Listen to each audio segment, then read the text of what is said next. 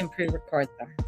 So, and if you have any specific questions, if you want to record it, just send it to me and I will answer the questions, right? But always be careful what you ask for. So, welcome. Of course, when I get on here, the dog starts to bark. There's no. So, welcome. Well, why am I? It took me a while to get on here today. Of course, it's the afternoon. It's 5:00, 5:15 almost. That's Mountain Standard Time. It's been a busy day. I've done all of the moon readings for people. So hopefully you've received your moon readings. If you haven't received your moon reading, just get a hold of me. Got to connect and do a reading for a beautiful friend, Mark. It was so wonderful connecting with you. I just love you from the moon and back, baby. And yeah, and then I had to, we had a new internet modem put in today. And of course, I have to take the dog out when that happens because my dog feels like she has to protect us from the lovely technician who came in to put in the new modem for us. So that was always fun to do, to take the dog out. So yeah, so it's been somewhat of a productive day. Trying to keep low key. Did my Kriyas this morning. Yeah. So I'm continually to do my Kriyas. Thinking of different things that I would like to step forward in doing. I'm not sure if I should go back to a Muggle job. I mean, the reliability and all of that, blah, blah, blah is great, but the bullshit isn't. That's the other thing. And I'm really enjoying getting back into doing me again. I realized, I mean, a picture of me or a video came up of me from last year. And I'm like, holy shit. I mean, the year of me working, well, I lost a lot of weight. And I like that part. I'm still, well, I'll always be, have a little bit of size on me. That's just the way I'm built. But it's really nice um, to have lost some weight, and I didn't realize how much I lost, right? I know, like, this tank top that I'm wearing right now used to be extremely tight on me. The pants that I'm wearing used to be tight on me as well. So it's kind of nice to be able um, to have a little bit more movement within my body. So that's nice. The thing is, I just don't want to gain the weight back. That's my greatest fear. So it's really keeping myself active and focused and watching my eating habits. Especially when I get bored. Yeah, that's a big one. So that will be a big one for me in starting this journey. But one thing I have to admit, it is so fucking nice not having to go to work and looking at where my next steps are and what those are and where I would like to go. One of them, and I've sort of been keeping this under wraps for a bit, but is, I think, some of the studies I'm going to have to do on my own, but I do want to get my yoga teacher certificate. Why? It's always scared me to do that. One, because I am not flexible. Two, I have injuries, right? And every single yoga teacher that I've ever seen, and I've even been dissed. I've been dissed, right, at Lululemon, where they would not talk to me because of my size. So, and you've lost 60 pounds, but don't want to lose more. Yeah. See, that's nice. That's nice. Cause I mean, it gives you a little bit more flexibility, a little bit more movement, which is great. And this happened, I wasn't even trying to lose weight, but I was moving my ass a lot. That's for sure at work. And I was doing a hell of a lot of shit at work. So that's a big one. I don't know what to do with the dog.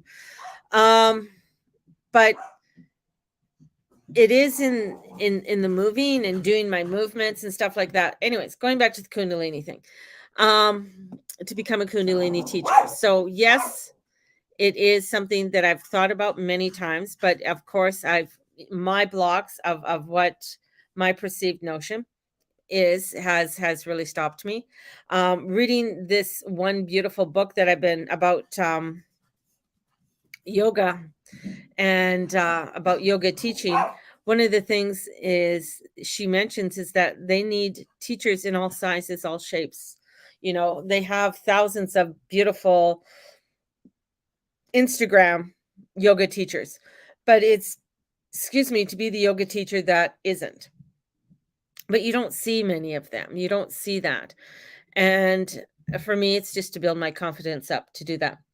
Um, when I was younger, I almost became an aerobic instructor because I used to do aerobics over an hour a day and I used to run and all of that crazy shit when I was younger.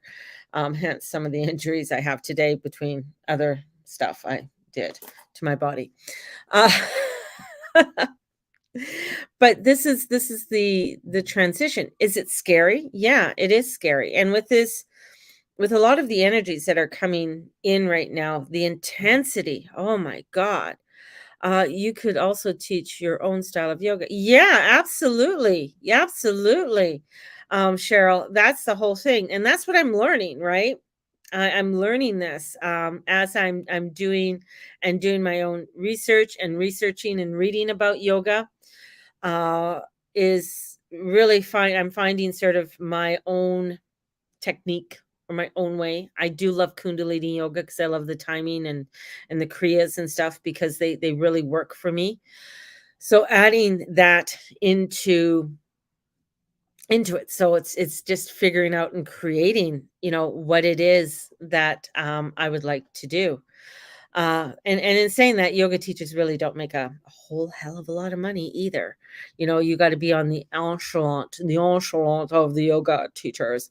But that's with any of these modalities that I do. You have to be in the echelon in order to make the big bucks or be willing to do certain things to create the big bucks. And many times I have not been willing to do those things. I like to do things on my own, my stubbornness, my independence, that scorpionic energy. But I'm finding with this energy, and especially with Venus coming in and squaring Uranus, it's wanting you to open up to new roads, wanting you to open up to doing things in a new way, not continually doing the same mold that you've always done. And in doing something new, and that's what Uranus is. Uranus is the revolutionary. He is the one who sees things in new ways and new lights. That's the Aquarius energy. The Aquarius energy, seeing things in new ways and new lights, and allowing yourself to step into this newness, step into the new light, right? So when Pluto goes back into Aquarius again, back when he hits back there in October, like goes forward in October and goes back in there, we're going to start feeling that newness again, right? It's so different. I feel like I am split into two times. Yeah, definitely. That's the other part too, is the speed of things coming in. It is like it is. It's like two dualities coming in. One duality you might be grieving something, next one you're in exaltation and celebration of something. You're just like, holy shit, I'm going from one extreme of life to another extreme of life and trying to find and integrate that. And the thing is integrating it within the body. That's the most important thing. It's not having it out there. And that's what Uranus is in Taurus. We've learned over the last several years is that we are having to integrate this energy into our body. And Uranus is a ruler of an air sign. He's a ruler of Aquarius, which is the scientific brain, the eccentric, the one who thinks outside the box, who wants to go in different directions. He's electronic, he's electricity, right? And that's why, when energy goes into Aquarius, like big planets go into Aquarius, it brings in something new. It brings in something that hasn't been around before, right? So whether that's the telegraph, whether that's the internet, whether that's AI, right? It brings something that is out of the ordinary, something that we have not even thought of before, and bringing it into our reality. And that's what happens, especially when he's in the earth sign right now. It's bringing those vibrational energies into our body, allowing ourselves to feel those electrical currents going through our bodies. Now, many of you will feel them quite intensely, And with Venus squaring, and Venus, that's her, that's her home. And here's Uranus in her home. And she's squaring him. And she's like, she wants to bring in stability. She wants to bring in things that you have passion for and that you love. But she'll be going retrograde in Leo. And that's going to be bringing in some real cray energy along with this new moon. Excuse me, this new moon. And I'm going to go grab my water. Hang on here. Don't go anywhere. Of course, it's live. And I have to go grab my water. Be prepared next time, Mama. Be prepared. Be prepared.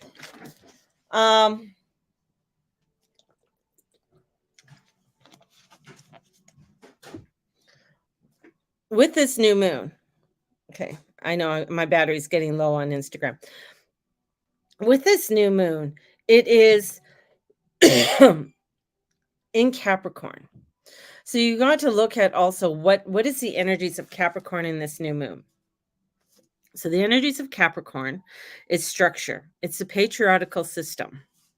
It's our corporations. It's our hospitals. It's our government. And we have a full moon in this. And this full moon is our internal self.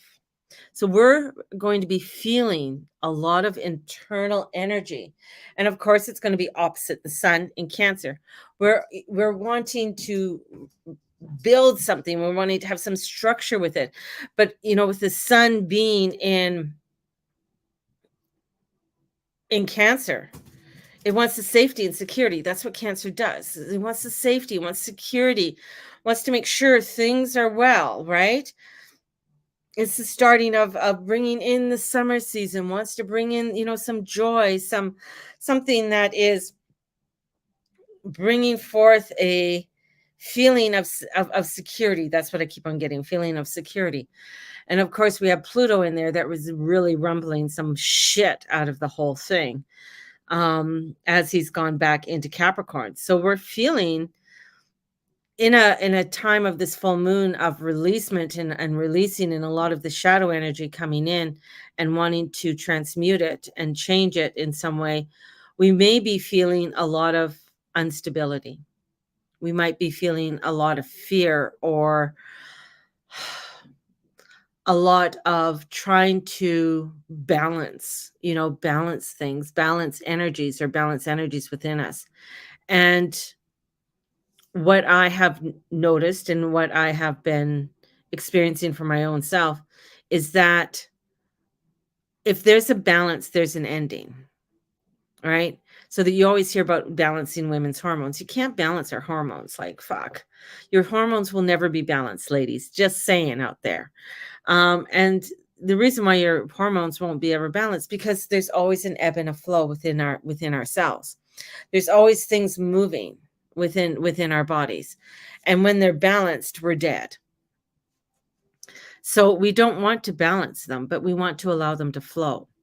And that's what it is with this energy. We are wanting to have some kind of flow within this energy. We are wanting to step forward and sit on the ground.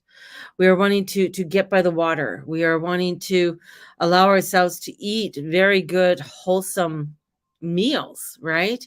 And bring those meals into our body and allow ourselves to ingest these beautiful nutrients of substance. And I got succulents coming in, of succulents into our being, so that we are feeling healthy, that we are feeling vibrant.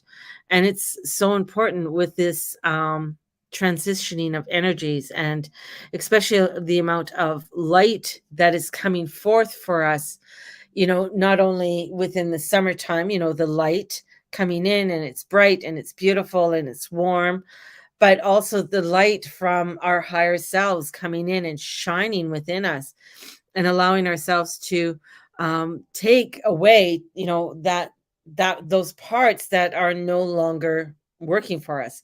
So this is coming in with coding all patterns deep into our psyche, and this is getting us to slow down. And the pressure is there, so you will have the energy to do it, but it's that you got to honor yourself as you're going through the changes within the body.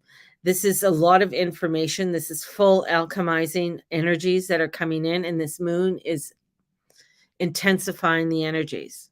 So this moon is not, again, this is like a moon that's not like going to be like any other moon. It's the last full moon in Capricorn with Pluto in Capricorn.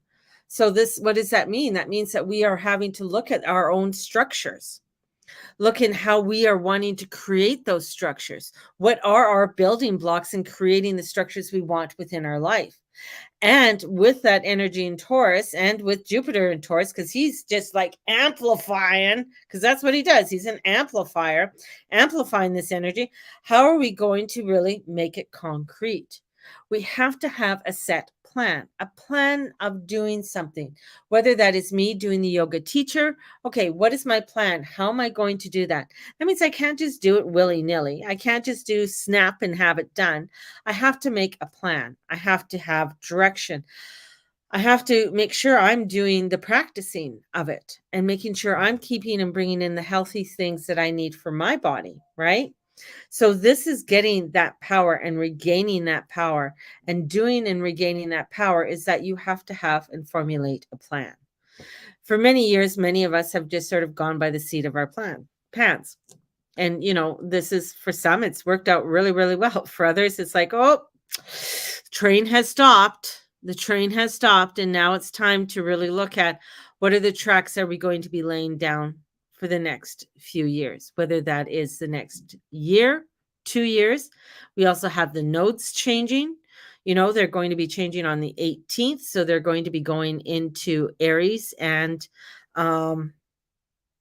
Libra. So we have to go back, 18, 19 years and look at what was going on in our lives 18, 19 years from now, going back to even 1986 to 1987. Man, I was getting engaged and got married. So this is looking at these energies of what is transmuting within our energies. What is that change? And what does it mean to have the North Node coming up in Aries, right? Because that's very strong. It's the first house. So it's the ego house. It's the house of the head.